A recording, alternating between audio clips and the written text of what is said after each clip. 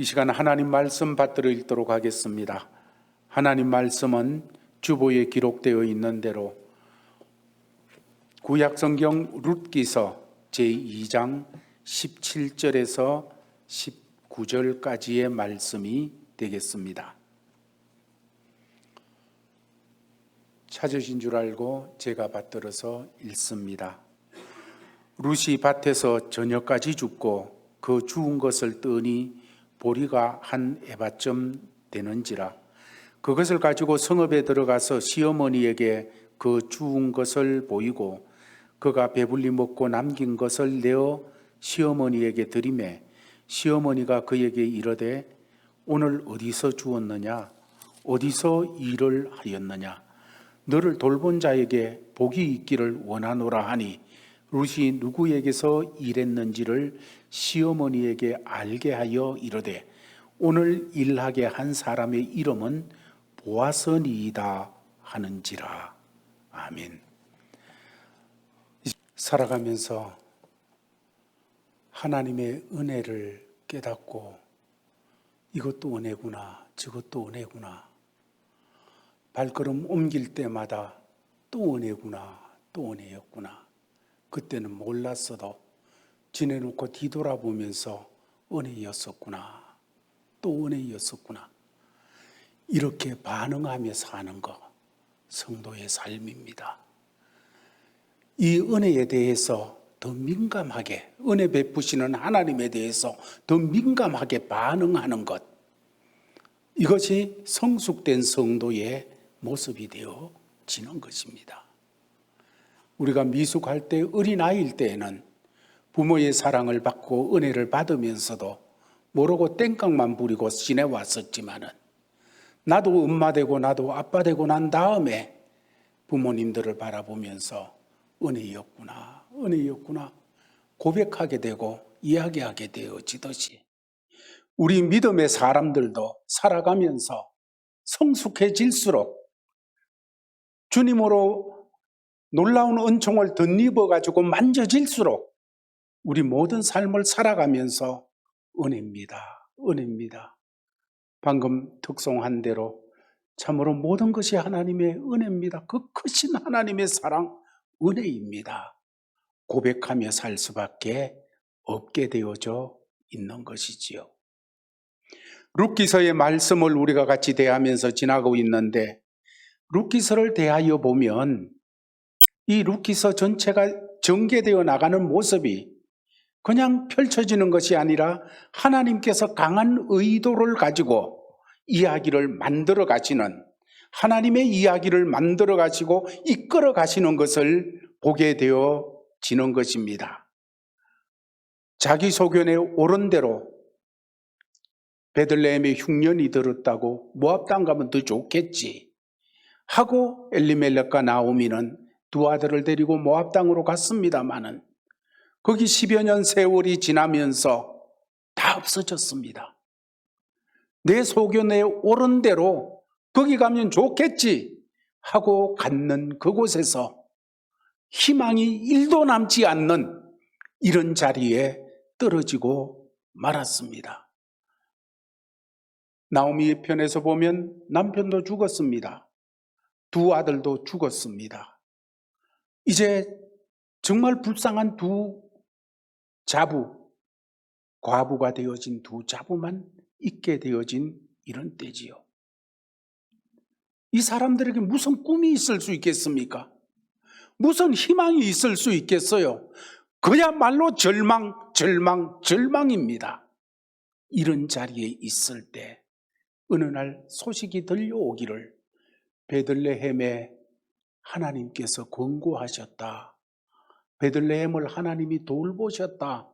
그래서 그 땅에 양식 주셨다. 이런 소리가 들려오게 되어졌습니다. 지금까지 하나님을 등진 이곳에 와가지고 살아갔었는데 자기 소견에 옳은 대로 쫓아가서 살아가는 이런 삶이 되었었는데 그 소리를 듣자 나오미 마음에 변화가 일어나고 감동이 일어나는 거예요. 거기 가면 어떨 걸 아는데 그곳에 가면 어떤 소리를 보고 듣고 사람들이 어떤 눈초리로 날 쳐다보고 나에게 어떤 소문이 날 걸 아는데 그래도 그 얘기를 들을 때에 돌아가야지. 돌아가면 어떨까? 하는 이 마음이 자꾸 일어나는 거예요. 감동이 일어나는 거예요. 그래서 지금까지 모압 땅에서의 그 삶을 내려놓고 돌았습니다. 방향을 전환합니다. 회개는 방향을 전환하는 거예요. 방향을 전환해서 베들레헴으로 가는 거예요. 여기에서부터 역사가 일어나요. 여기에서부터 하나님 이야기가 펼쳐지기를 이 가정에 시작하는 것입니다. 나오미 인생에 하나님 이야기가 펼쳐지고 예수 그리스도의 이야기가 심어지기를 시작합니다. 어디서부터? 회개하고 하나님께로 돌아가는, 하나님의 약속이 있는 곳, 하나님의 말씀이 있는 곳, 하나님의 은혜가 있는 그곳으로 돌아가는 거예요. 그럴 때 우리가 이미 보았는 대로 두 자부 중에 오르바라고 하는 자부는 이제 고향 땅과 고향 사람들과 고향에서 믿는 그 신으로 돌아가지만은 룻이라고 하는 자부는 나 안 돌아갑니다. 왜? 돌아가라. 봐라, 오르바도 갔잖아. 돌아가라. 할 때 그는 얘기하기를 어머니의 하나님이 나의 하나님입니다. 하나님을 붙잡아요. 네 신으로 돌아가라. 네가 믿는 너의 고향 사람들이 믿는 그 신으로 돌아가라. 얘기하게 되어질 때에 아닙니다. 어머니 죽는 곳에 나도 이젠 죽겠습니다. 왜? 하나님이 내 하나님입니다. 그 하나님이 나의 하나님입니다. 하나님을 붙잡아요. 하나님을 선택해요. 기로에서 이건가 저건가 모압인가 하나님인가 선택하는 그 자리에서 하나님을 붙잡을 때 이 여인의 삶에 하나님이 개입하세요. 하나님이 특별하게 개입하셔서 이 여인의 삶을 하나님 이야기로 바꾸어 갑니다. 예수 그리스도의 이야기로 바꾸어 갑니다. 옛날도 그랬고 오늘도 똑같은 거예요. 자, 그렇게 해서 베들레헴으로 돌아오게 되었지요. 베들레헴으로 돌아오게 되었을 때 하나님의 지금까지 계속 말씀드렸던 은혜, 헤세드가 이 가정에 역사합니다. 이 세상에 정말 자기 소견에 옳은 대로 행하는 법과 질서보다가도 내 뜻대로 행하는 것이 우선시되어져 있는 그 시대, 그 삶 속에서 어떻게 보호받을 수 있나요? 어떻게 안전할 수 있나요? 어떻게 지켜질 수가 있고 어떻게 내일이 보장되어질 수 있나요? 하나님의 헤세드, 하나님의 은혜가 안전을 보장해줘요. 하나님의 은혜가 내일을 보면서 눈을 뜨게 만들어줘요. 하나님의 은혜가 그 절박한 상황 속에서 감사가 넘치는 삶이 되도록 하나님께서 역사해주는 그 은혜가 있습니다. 그래서 이 룻기서를 대하면서 우리는 1장에서 4장 몇 장 안 되는 짧은 책이지만은 이 룻기서에는 복음이 꽉 차 있어요. 그래서 룻기서의 말 하나, 단어 하나, 인물, 시간 아니면 지역이나 숫자 하나하나가 대단히 예수 그리스도의 이야기로 연결되어 있는 것을 보기 때문에 주목해야 되어지는 그러한 말씀이기도 한 것입니다. 그러면 우리는 이 말씀을 대하면서 하나님께서 옛날 나오미와 룻에게 이렇게 역사하셔서 헤세드를 베풀어 주셨는데 그런 하나님이라면 오늘 코로나19로 모두 고통을 당하고 그냥 세상이 정지되어지는 것 같은 이런 때, 또 내일에 대해서 지금까지 살아왔던 상식으로 계획할 수 없는 이러한 때를 맞이했을 때에 하나님의 헤세드는 우리에게 어떻게 역사하실까? 헤세드를 베푸시는 하나님은 우리를 어떻게 만져주실까? 내 삶에는 어떻게 일하실까? 하는 기대감을 가지고 이 말씀을 대하게 되는 것입니다. 이제 오늘 본문 말씀으로 들어가서 17절 말씀을 같이 읽도록 하겠습니다. 시작. 룻이 밭에서 저녁까지 줍고 그 주운 것을 뜨니 보레가 한 에바쯤 되느니라.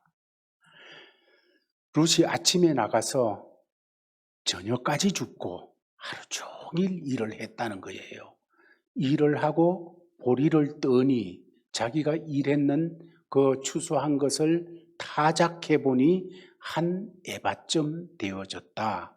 한 에바는 요즘 말로 하면 한 22리터, 한 2말 정도 되어지는 그런 양이 되어지는 것입니다. 일반적으로 하루 종일 이삭을 주어 가지고 얻을 수 있는 분량을 훨씬 넘어서는 거예요. 우리 가운데 연세 드신 분들 중에 혹시 그 벼나 보리 이삭을 주어 봤는지 모르겠습니다. 저희가 초등학교 다닐 때에는 보리 이삭을 주어 가지고 시골에서 사니까 그냥 학교 갔다가 내라고 하네요. 보리 이삭을 주어서 이렇게 학교 갔다 낸 적이 있습니다. 여러분 가운데도 그런 기억이 있는지는 모르겠는데요. 어쨌든지 여러분 그거 몇 시간 줘봐야 떨어가지고 한두 대박 만들기가 참 힘들어요. 그런데 이 여자가 하루 주는데 2마리 넘도록 주었다는 것입니다. 대단한 것이지요. 그렇게 된 것은 보아스로부터 특별한 은혜를 입었기 때문에 그렇게 되어진 것이지요. 보아스로부터 특별한 은혜를 입었기 때문에 보통 수확하고는 비교할 수 없는 양이 그의 손에 들려지게 되었다는 것입니다.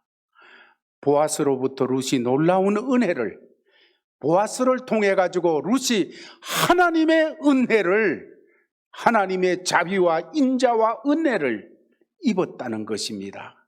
하나님의 사랑을 받았다는 것이에요. 여러분, 이거는 일반적으로 세상에서 이방 여인이 남의 땅에 가서 자기의 삶을 가지고서 받을 수 있는 그런 내용은 아닙니다. 지금보다 옛날은 그냥 이방 사람에 대한 어떤 편견이 훨씬 더 강했습니다.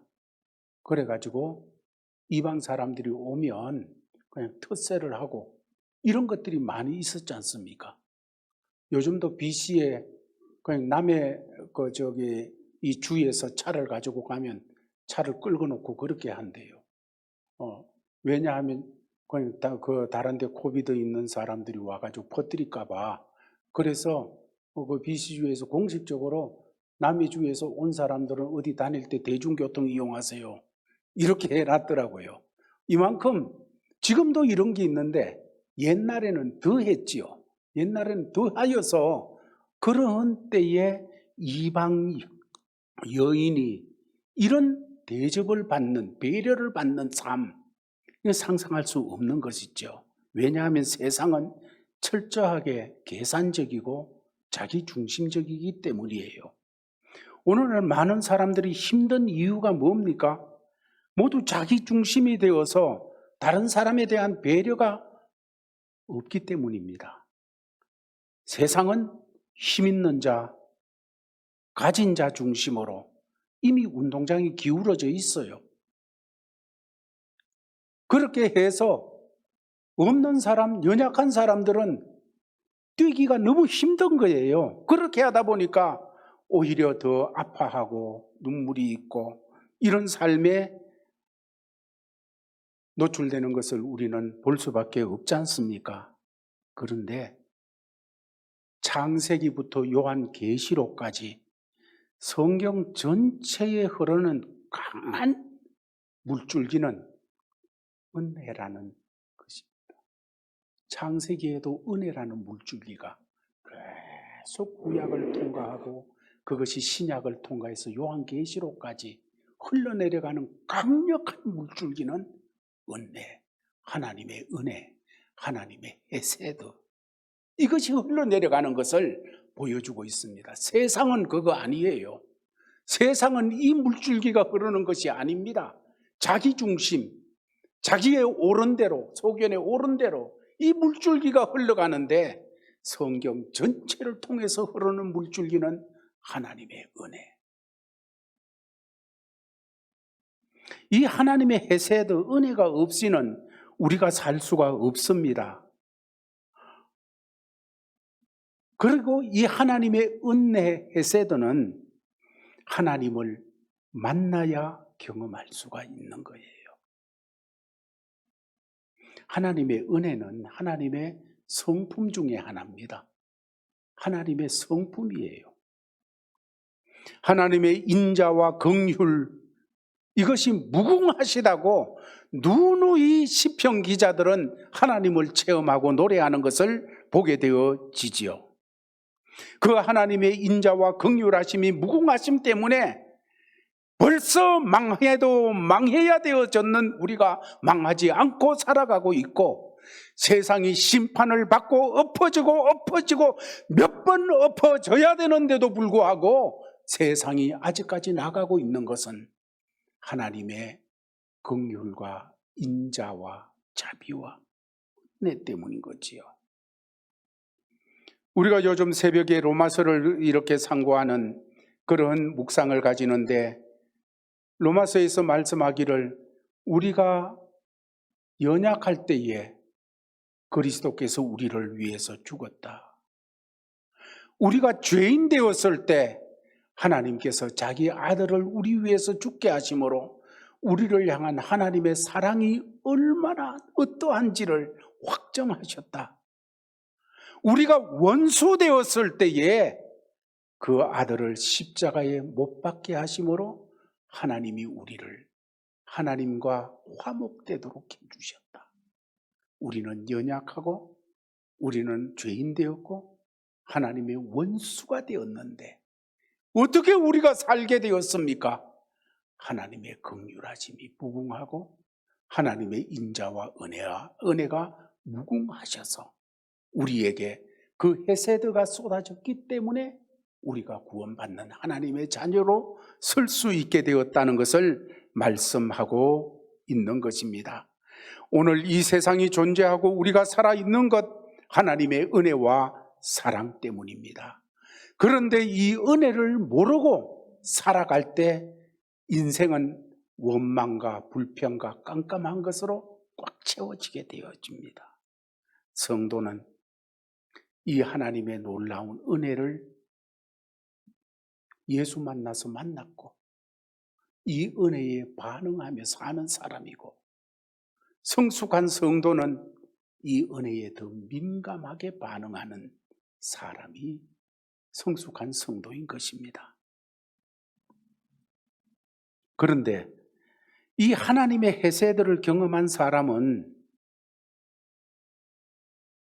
하나님의 은혜를 경험한 사람은 정말 예수 그리스도를 만나서 하나님의 은혜를 경험한 사람은 그의 삶 속에서 하나님의 성품이 나타나기를 시작하게 되어집니다. 나로서는 내가 가진 성품은 이거 아닌데, 내가 가진 사람을 상대하는 것은 이런 마음 아닌데, 하나님의 은혜를 만난 사람, 은혜 베푸시는 그 주님을 만난 사람은 그 성품 속에 주님 역사가 나타나기를 시작해요. 이거 나타나지 않으면 주님이 책망해요. 예를 들어서 1만 달란트 빚을 진 사람이 탕감을 받았습니다. 주인에게 은혜를 입은 거지요. 주인에게 헤세드를 입은 겁니다.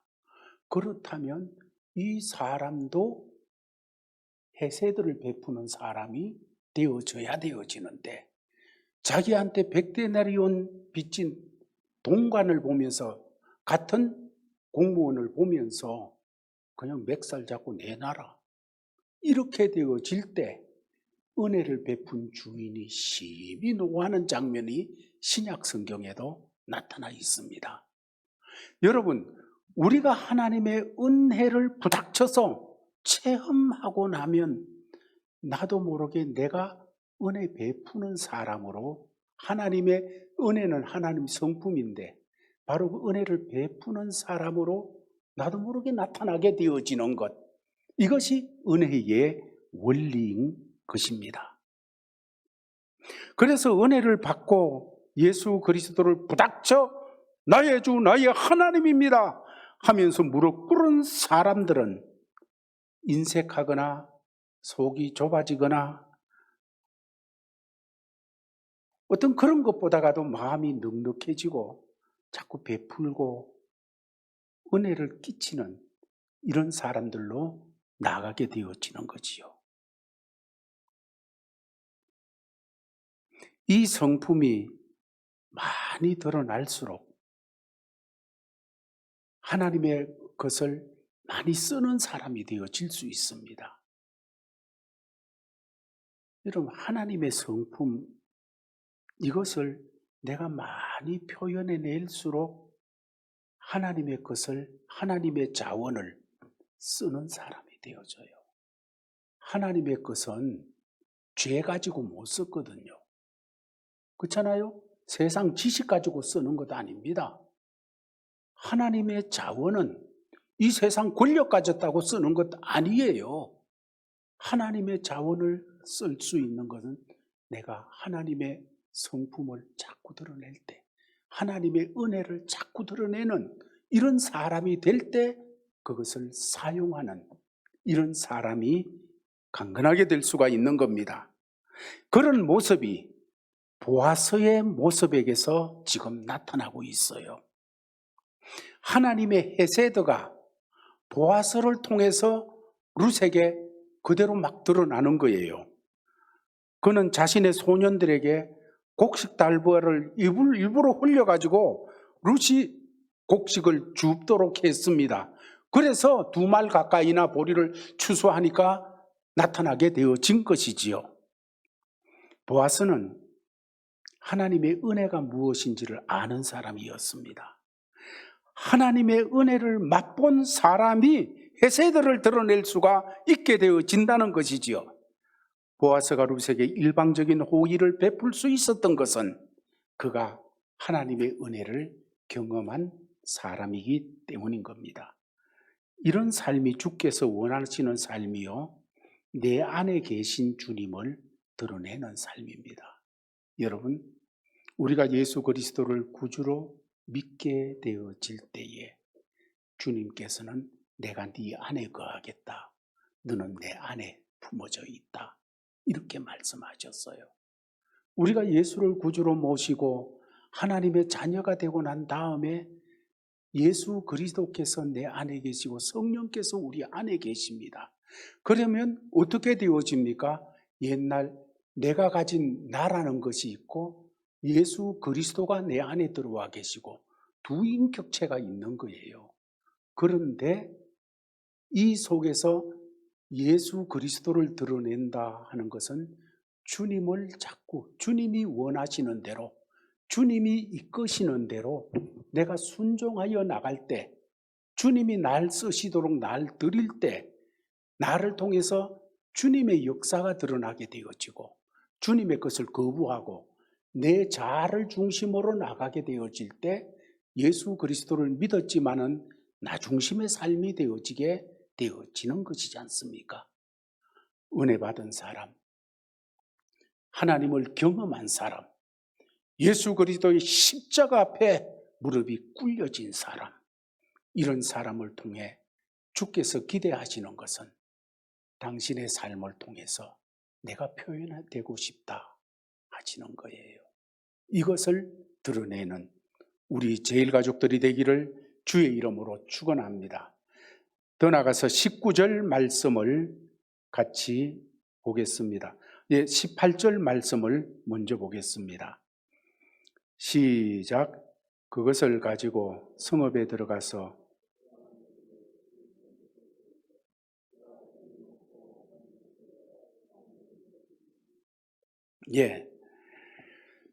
우리가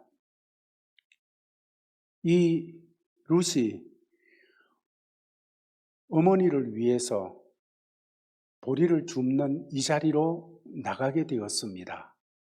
그런데 이 보리를 주러 나가가지고 아침부터 저녁까지 일했다고 하고 있습니다. 이것을 2장 7절은 이렇게 표현합니다.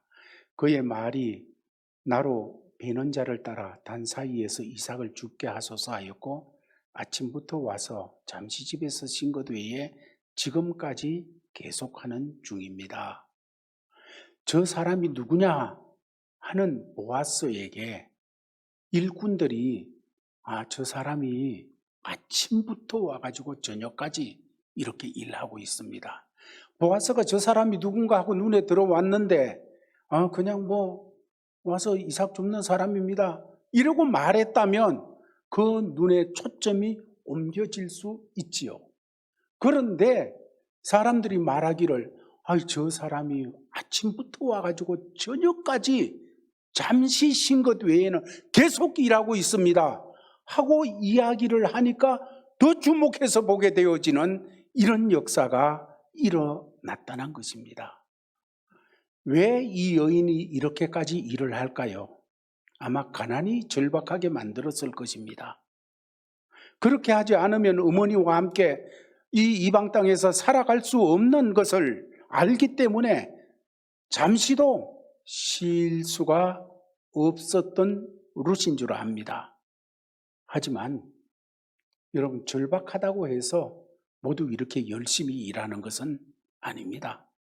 룻은 지금 자기 일에 집중하는 모습을 2장 7절에서 보여주고 있습니다. 그의 말이 나로 베는 자를 따라 단 사이에서 이삭을 죽게 하소서 하였고 아침부터 와서는 잠시 집에서 쉰 것 외에 지금까지 계속하는 중입니다.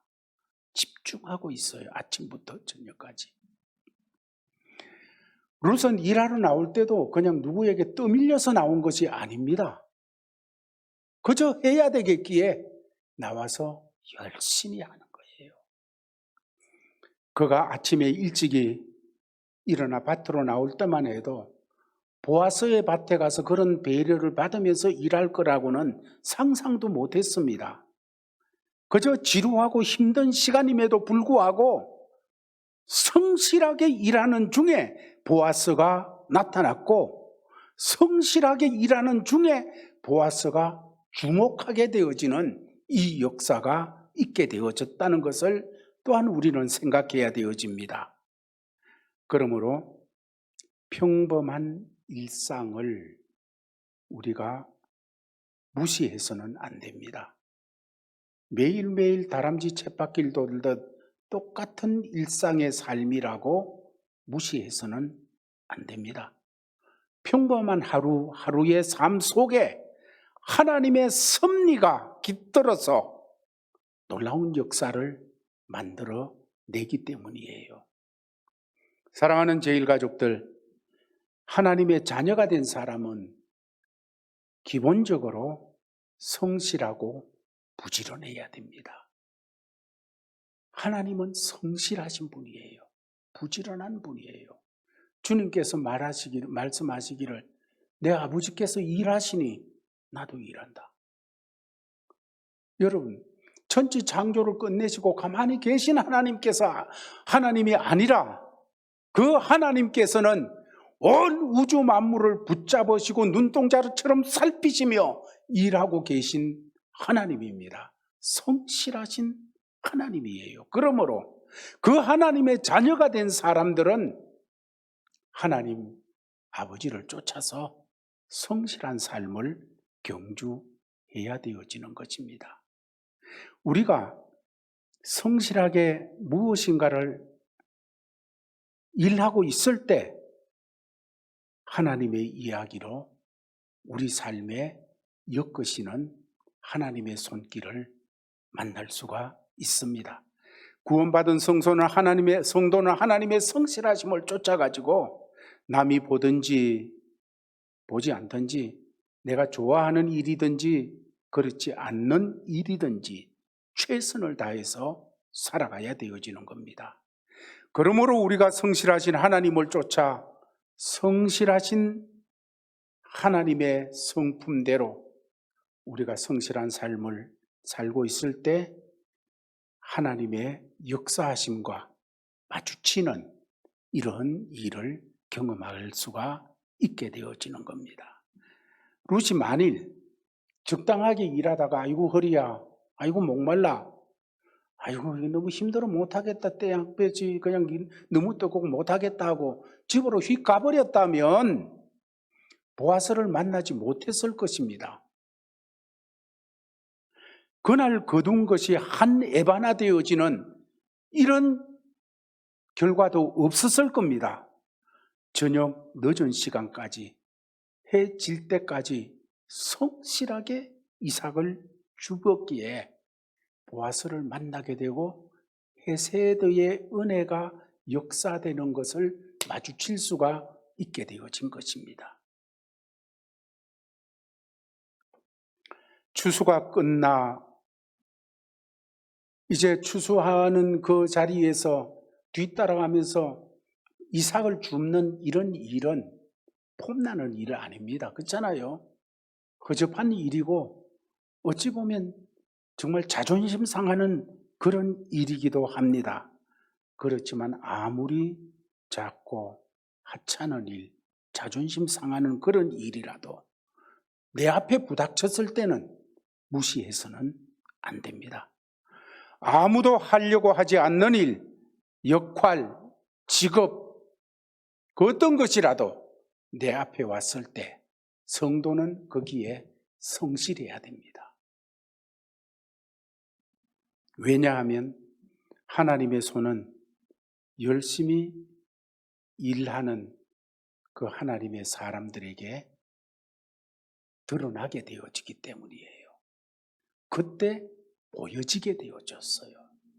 가만히 그냥 놀고 누워 자고 있고 아니면 그냥 케세라세라 하고 세상 흘러가도록 두는 곳에 헤세드의 은혜가 잘 드러나지 않아요. 없는 거 아니에요. 그 속에도 헤세드의 하나님께서는 역사하고 계시지만은 보여지지를 않아요. 그런 은혜가 성실하게 살아가고 있는 그 삶을 걸어갈 때에는 헤세드의 그 하나님의 손길이 잘 보이게 되어져 있어요.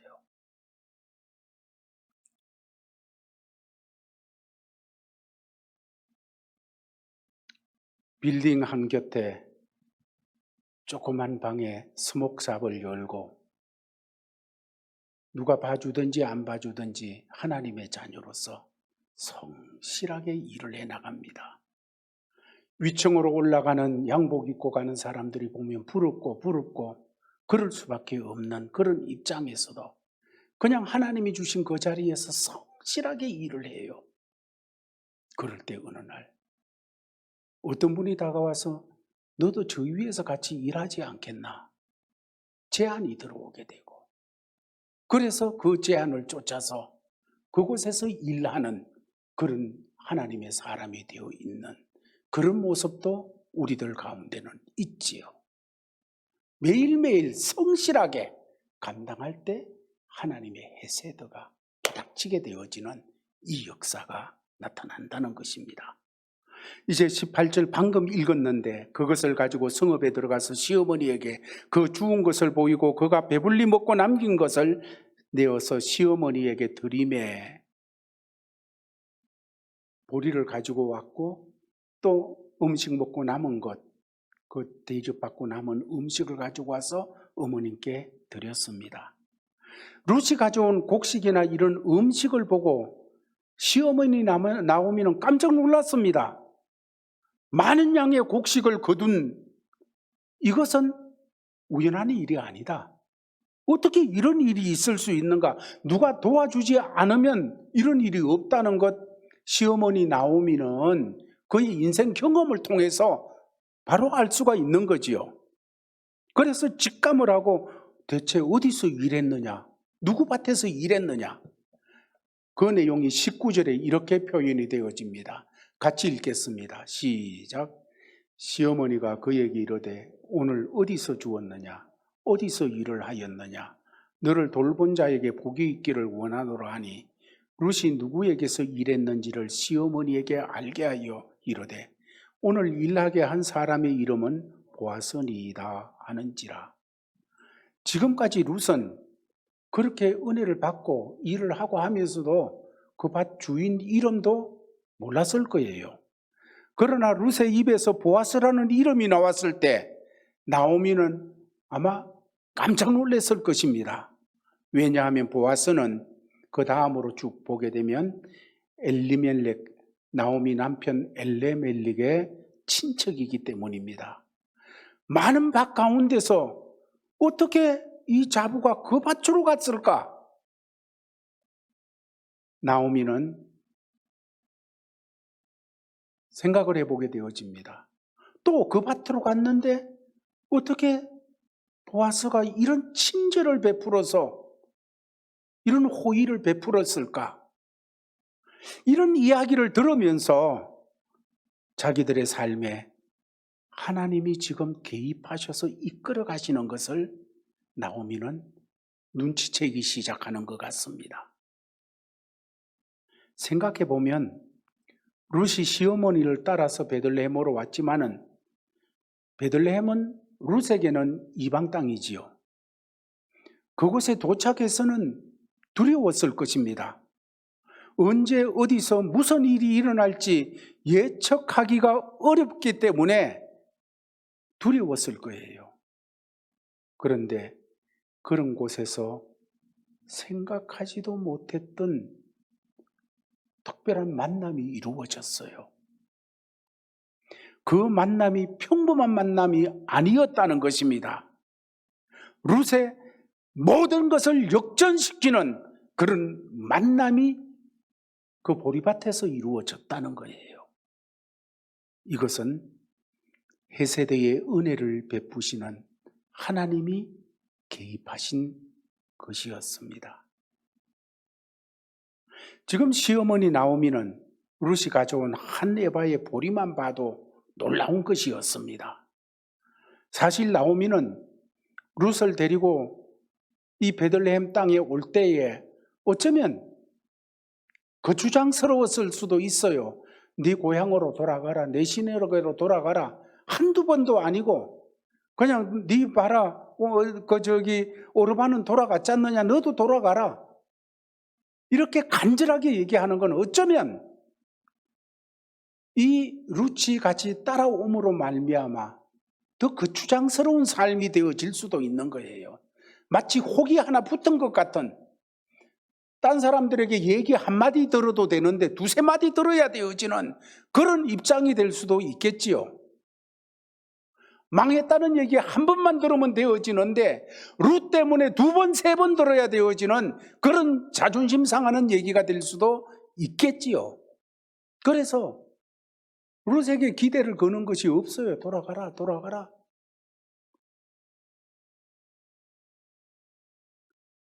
그저 같이 그래도 끝까지 따라붙는 룻이 나오미의 눈에는 그저 불쌍한 여인, 그렇게 보였을 수도 있겠지요.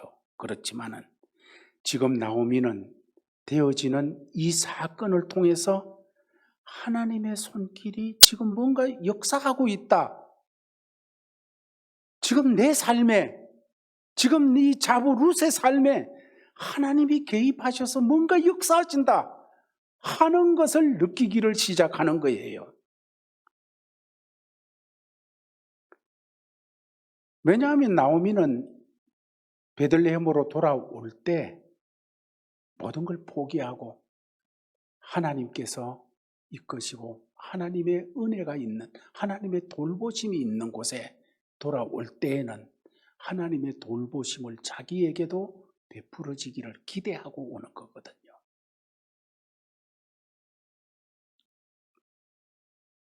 그런데 놀랍게도 룻을 통해서 역사가 일어나는 거예요. 사랑하는 제일가족 여러분, 하나님의 헤세드는 처음부터 확 드러나게 그렇게 보여지지를 않습니다. 처음에는 잘 드러나지를 않아요. 일상 속에 묻혀 있는 것 같아요.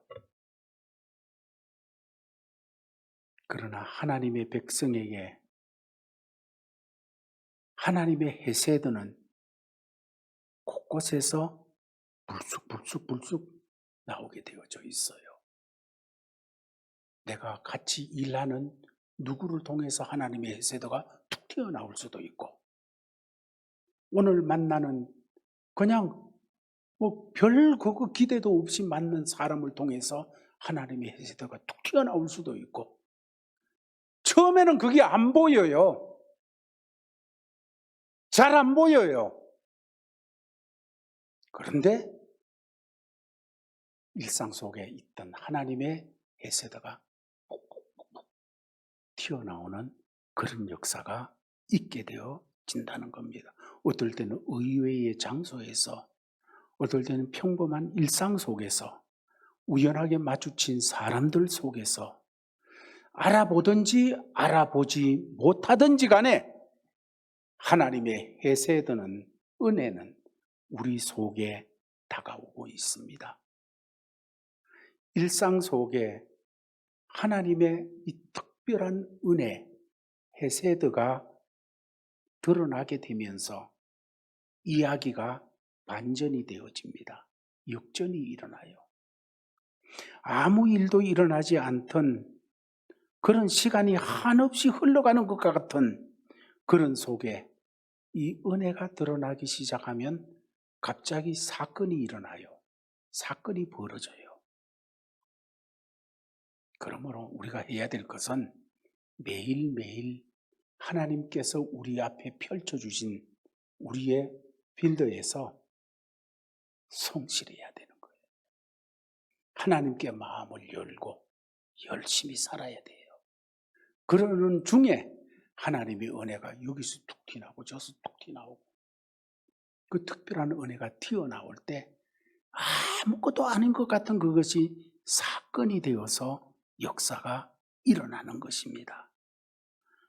지금 내가 어려움 속에 있고, 아니면 이 코로나 바이러스 때문에 너무 위축되어 있는 그런 속에 있다면 우리는 하나님의 은혜로 말미암아 내 인생 역전되어지기를 원합니다.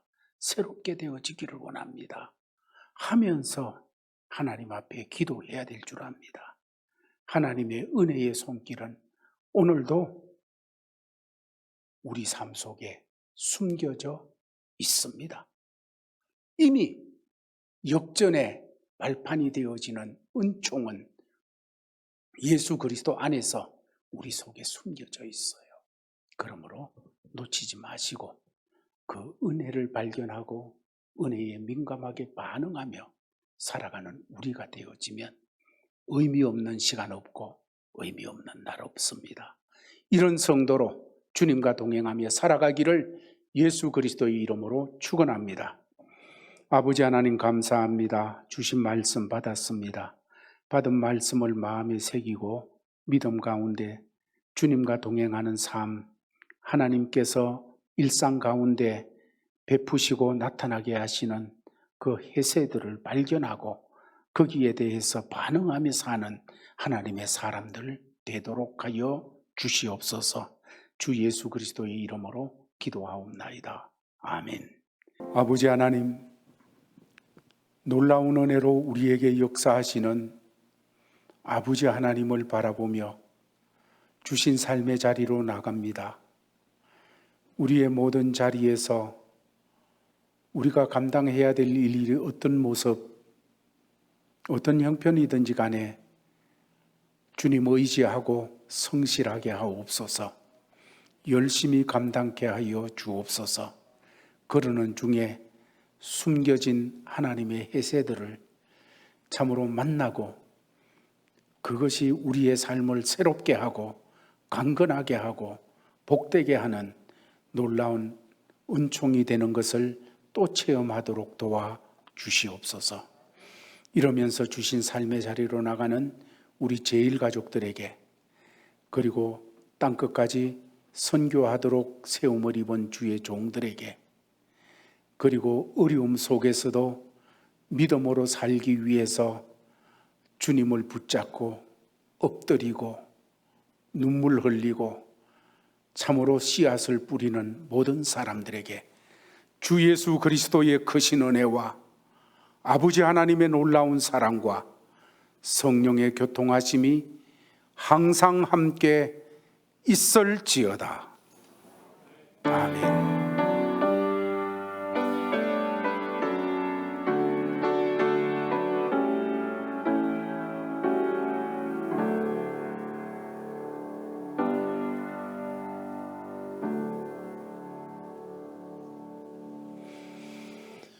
이것으로 예배 모두 마쳤습니다. 하나님의 은혜 가운데 주님과 동행하며 승리하는 우리 제일 가족들 되시기를 바랍니다. 감사합니다.